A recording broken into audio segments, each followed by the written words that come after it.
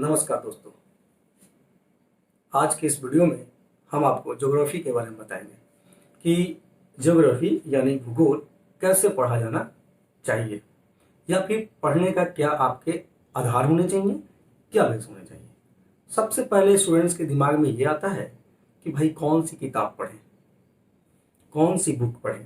देखो ठीक है, ये सवाल लाजमी है, होनी चाहिए कि कौन सी किताब पढ़ें, लेकिन इस समस्या को इतना जटिल मत बनाइए कि आप पढ़ते रह जाते हो और किताब की समस्या का समाधान ही नहीं होता है। आप किताबों के लिस्ट बना के रखे हुए हो, हर किताब खरीद के रखे हुए, पढ़ते कितना हो। मैं आपसे बस ये कहना चाहता हूं कि किताब जब आपको पता चल जाए तो इस विषय पे अपना टाइम लगाइए कि उसको पढ़ना कैसे है, कौन सी किताब पढ़ें। इससे ज्यादा जरूरी है कि किताब को कैसे पढ़ें ये जाने। मैं आपको ज्यादा बुक्स नहीं कहेंगे पढ़ने के लिए, हम सिर्फ आपको एनसीईआरटी की बुक कहेंगे पढ़ने के लिए ज्योग्राफी के अंदर, किसी भी विषय के अंदर। और पढ़ने का जो तरीका है वो मैं आपको बता रहा हूं। देखो, कोई भी विषय की स्टडी करने का जो तरीका होता है, कोई भी विषय का जो अध्ययन करने का तरीका होता है, वो दो ही होता है। ठीक है, चाहे विषय कोई भी पढ़ रहे हो तुम। एक होता है आपका परंपरागत अध्ययन और दूसरा होता है आपका समकालीन अध्ययन। अब आपको पता है समकालीन मतलब करेंट अध्ययन कर सकते हैं, अंग्रेजी में डायनामिक स्टडी कर सकते हैं आप। हमको ये बताइए कि आप करेंट या डायनामिक स्टडी या फिर आप समकालीन अध्ययन कैसे करेंगे। जब आपके पास बेस होगा तभी करेंगे ना, जब आपके पास बेस होगा तभी करेंगे ना। मान लीजिए कि आज युवा रोजगार के बारे में बात चल रहा है तो तुरंत आपको एक हिस्ट्री के स्टूडेंट होने के नाते दिमाग में क्या आएगा, अच्छा गांधी के दृष्टिकोण से रोजगार का क्या कॉन्सेप्ट है, गांधी ने क्यों गांव को भारत की आत्मा कहा, है ना। गांधी ने क्यों ग्रामीण अर्थव्यवस्था को कहा कि वही एक ऐसी अर्थव्यवस्था है जो भारत को एक सस्टेनेबल इकोनॉमी की ओर लेके जा सकता है। तो हम लिंक करते हैं ना, जो वर्तमान में घट रही है, जो विवाद चल रहा है, उसके आधार पर हम ये बात करते हैं कि गांधी प्रासंगिक हैं कि नहीं है। तो आखिर आज की घटनाओं को आप बहुत बेहतर डायनेमिक तरीके से स्टडी तभी कर सकते हो जब आपके पास बेस हो। जैसे ज्योग्राफी में आपको एनवायरनमेंट की स्टडी करनी है तो एनवायरनमेंट एक टॉपिक है, पढ़ोगे पर्यावरण क्या है वगैरह वगैरह पढ़ोगे तो डायरेक्ट पढ़ोगे कि उसका बेसिक अध्ययन के लिए आपको फिजिक्स का टेम्परेचर पढ़ना पड़ेगा। बिना टेम्परेचर पढ़े कैसे आप एनवायरनमेंट समझ जाओगे ज्योग्राफी का। फिर उसका एप्लीकेशन हमको समझना पड़ेगा कि एल्बिडो क्या होता है, हीट बजट क्या होता है।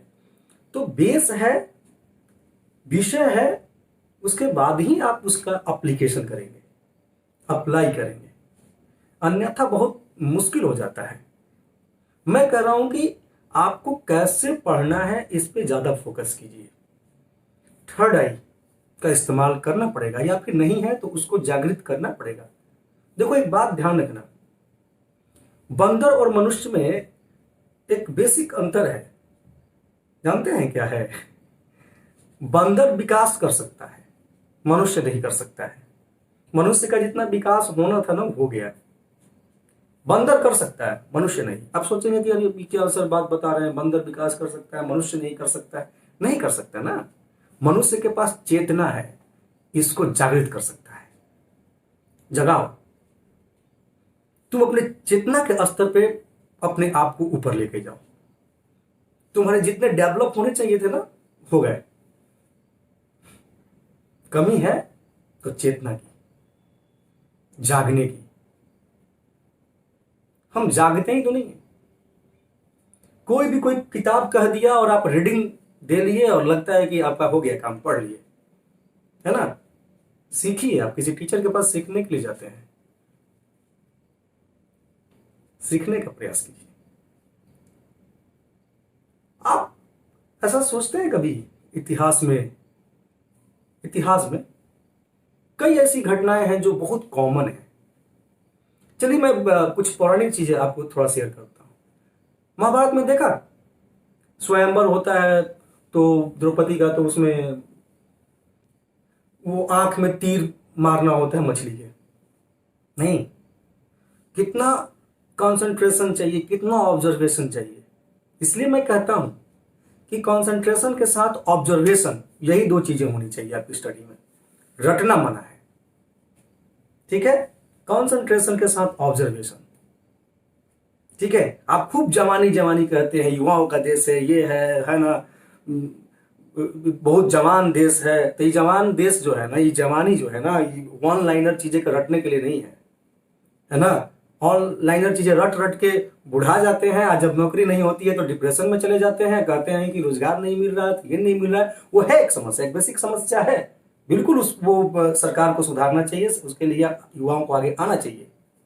लेकिन आपको अपने स्तर पे चेतना जगा के, अपने आप को जगा के, है ना, डिप्रेशन से बचना। युवा, आज के युवा डिप्रेशन में जाएंगे। आप जब युवा सकते हैं तो डिप्रेशन किस बात का, है ना, सुसाइड कर लेंगे, ये कर लेंगे, वो कर लेंगे, जैसी धमकी देते हैं। नहीं चलेगा, नहीं ये।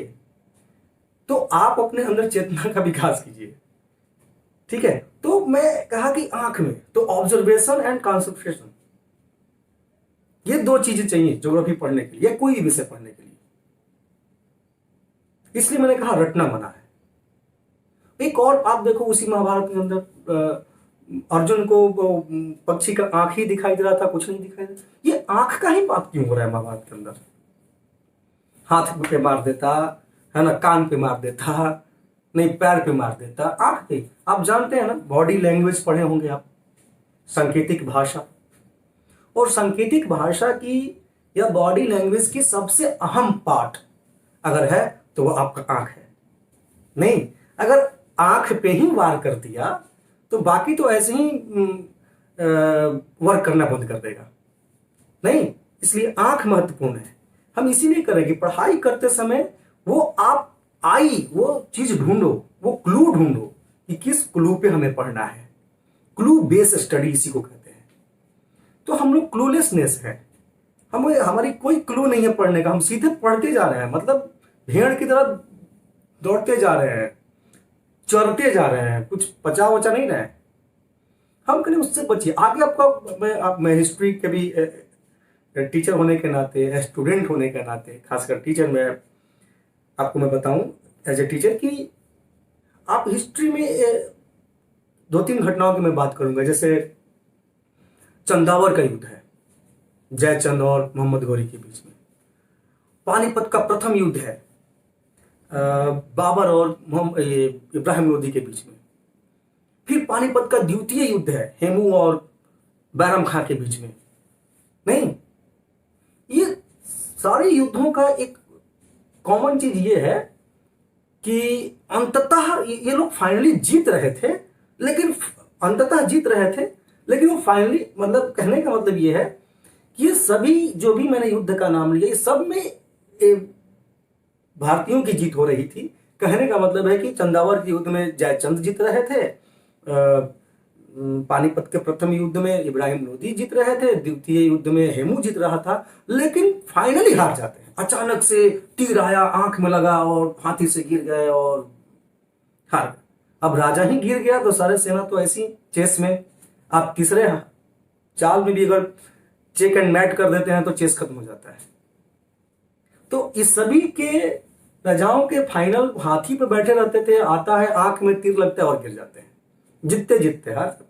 हाथी पे बैठते रहते थे, सारा पैदल सेना घोड़ा पे बैठी हुई है, हाथी पे बैठे दूर से ही दिखाई देते हैं, मारता है तीर, टक से लगता है नीचे। नहीं, अब राजा दिखाई नहीं दे रहे कहीं, सब सेना भागने लगता है, जीतता हुआ गेम हार जाते हैं। नहीं, और आपके सामने जो शक्ति है वो आपके आई पे ध्यान दे रहा है, मतलब कि उस पूरे युद्ध का जो सीन है वो कहां पे है, उसी पे वार कर दो। तो जब आप कोई चैप्टर पढ़ते हैं तो उस चैप्टर का पूरा जो कॉन्सेप्ट है किसी एक क्लू पे डिपेंड करता है, उस क्लू को पकड़ने का प्रयास कीजिए। निश्चित रूप से आपको वो विषय समझ में आएगा, अच्छा ऑब्जर्वेशन होगा, मजा आएगा पढ़ने। और जाहिर सी बात है, समझ का संबंध मजा से है, इंटरेस्ट से है। समझ में आएगा तो इंटरेस्ट आएगा, नहीं समझ में आएगा इंटरेस्ट नहीं आएगा, और इंटरेस्ट नहीं आएगा तो काम बिगड़ जाएगा।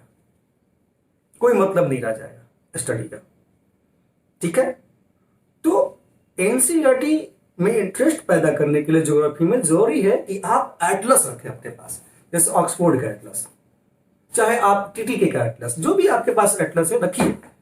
और एटलस में देखिएगा, ध्यान करेंगे तो दिया हुआ है कि कैसे राजधानी पहचानना है, कैसे बाउंड्री पहचानना है ना। उसके समरी को पहले आप देख लीजिए, उसके बाद मैपिंग कीजिए। आप एक एक चैप्टर चाहेंगे तो एनसीईआरटी के अनुसार फर्स्ट चैप्टर में जो वर्क आपको बताया 6th क्लास के एनसीईआरटी में, 7th क्लास के एनसीईआरटी में, जो चैप्टर पढ़ रहे हैं वहां पे कोई वर्क है तो निश्चित रूप से आप मैप पे वर्क कीजिए।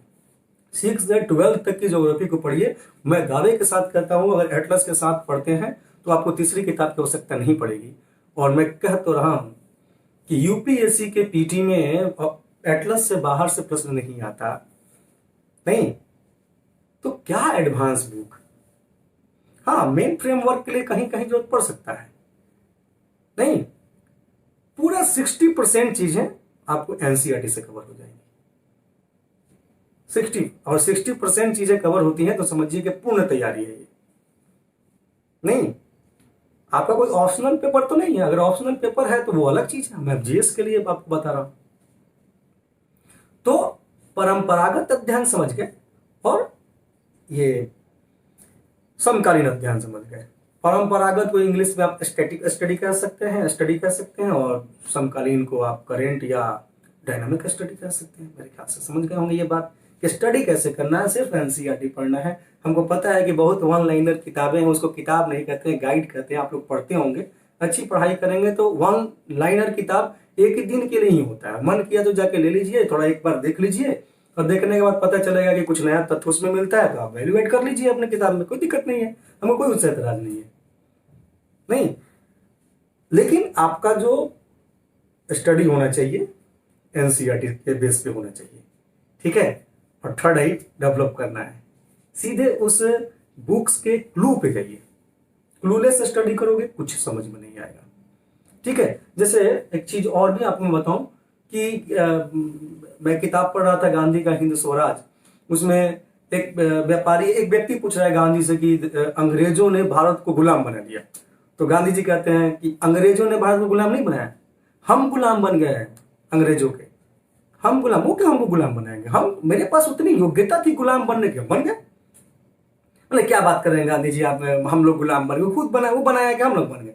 तब गांधी जी एग्जाम्पल देकर समझाते हैं, कुम्हार घड़ा जब बनाता है तो कुम्हार घड़ा अगर मान लीजिए बना के एक जगह रख दिया, बच्चा आया पत्थर से मारा और घड़ा टूट गया, फिर सोचता है यहाँ बड़ा और श्रृंखल बालक है, यार मेरा घड़ा तोड़ देते हैं, है ना। तो फिर वो दूसरे जगह बना के रखता है, फिर वहां भी कोई बच्चा तोड़ देता है, फिर तीसरे जगह रखता है वहां भी, तो वो अपने घड़े को इधर उधर लेके भाग रहा है ना।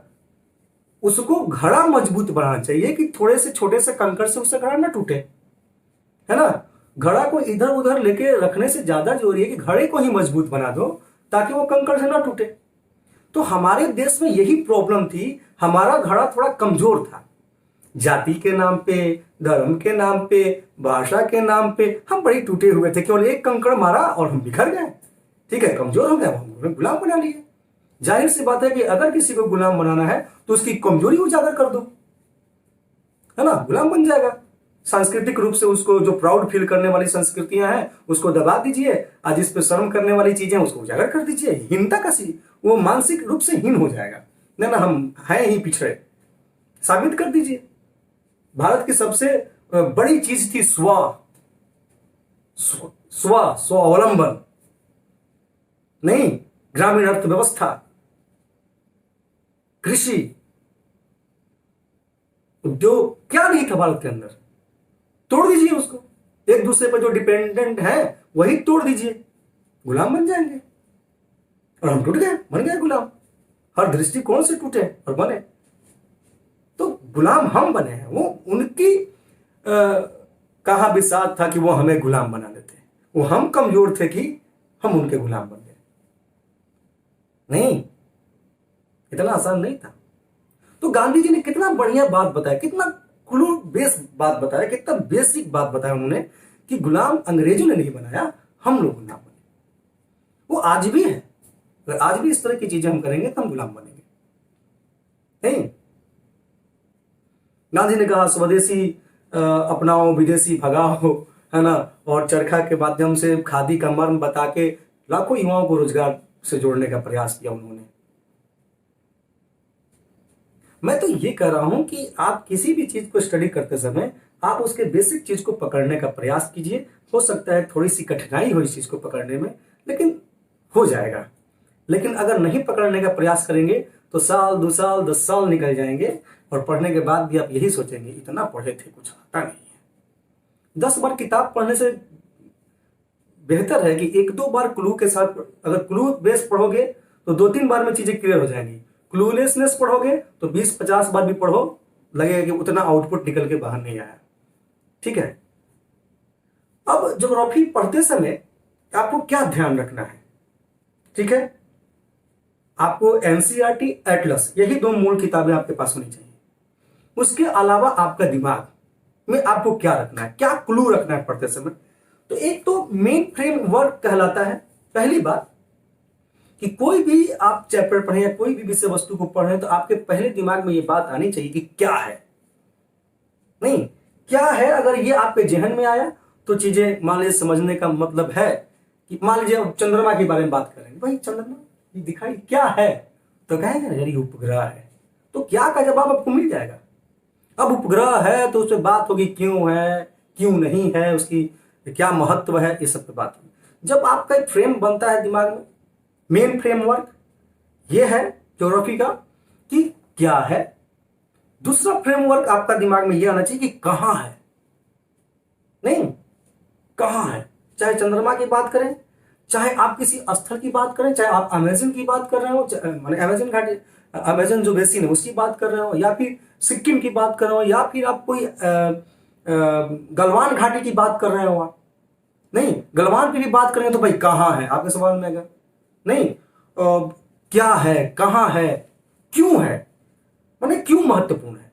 पहला बात मान ली गलवाने घाटी का हम एग्जांपल ले लें तो आपके दिमाग में एज ए ज्योग्राफी के स्टूडेंट ये आना चाहिए कि कहां है, नहीं या फिर गलवान घाटी है क्या।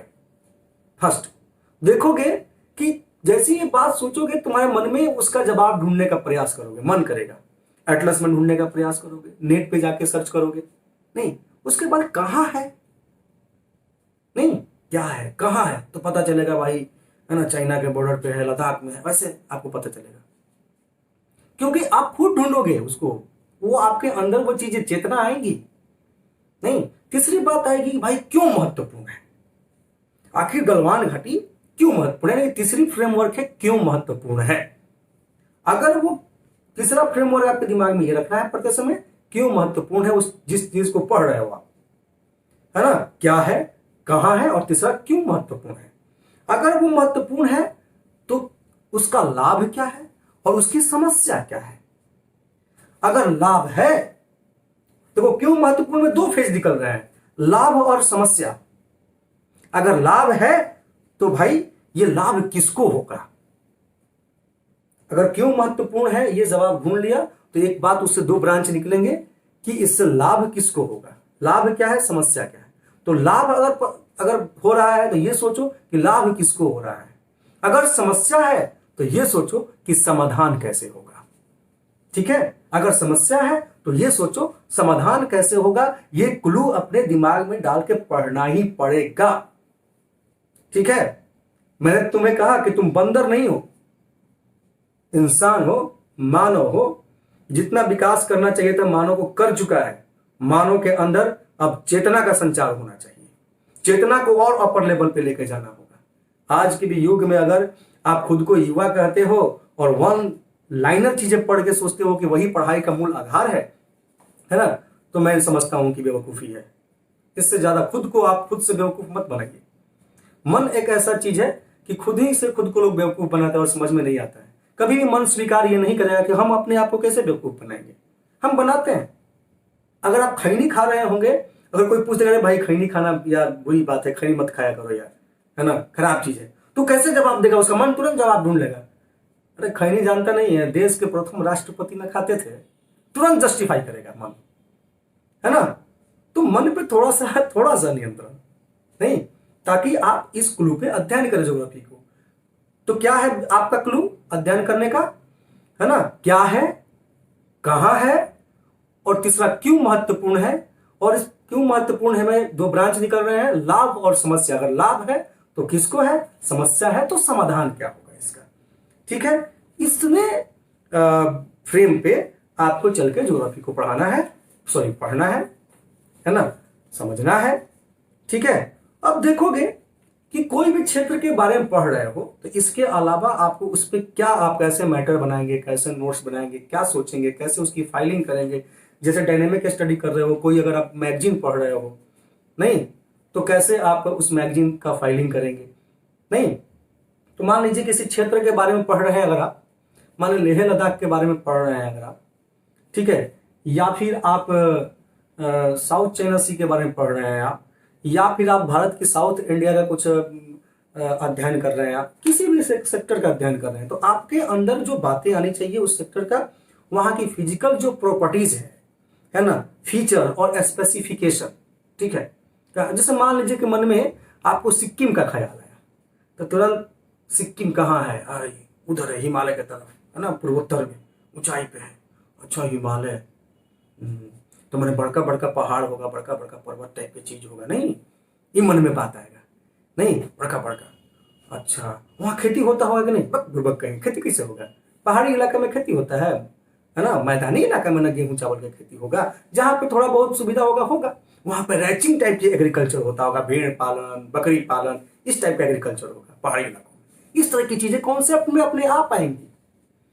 नहीं, वो पहाड़ी इलाका पे, बड़े बड़े इलाकों पे आप गेहूं और चावल का पंजाब और हरियाणा की तरह से कैसे आप खेती कीजिएगा।